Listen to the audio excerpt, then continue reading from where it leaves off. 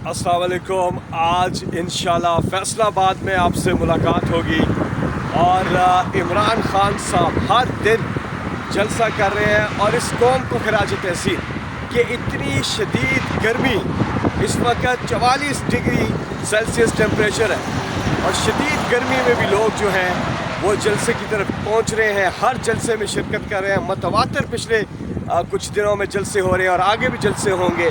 और जो हम मोबिलाइजेशन देख रहे हैं, पूरी कौम तैयारी कर रही है इस्लामाबाद पहुंचने की। हकीकी आज़ादी का ये जो सफ़र है, ये इसकी मंजिल इंशाल्लाह करीब है।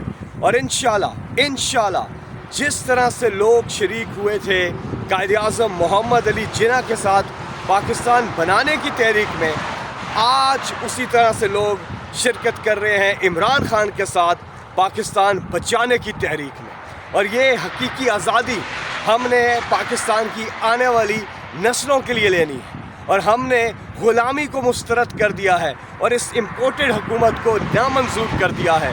और वाहिद हल इन तमाम मसाइल का वाहिद हल मुल्क में फौरी इंतखाबात है। और जैसा कि इमरान खान साहब ने कहा कि हम इस्लामाबाद से उस वक्त तक नहीं उठेंगे जब तक के इलेक्शन अनाउंस नहीं हो जाते। पाकिस्तान जिंदाबाद।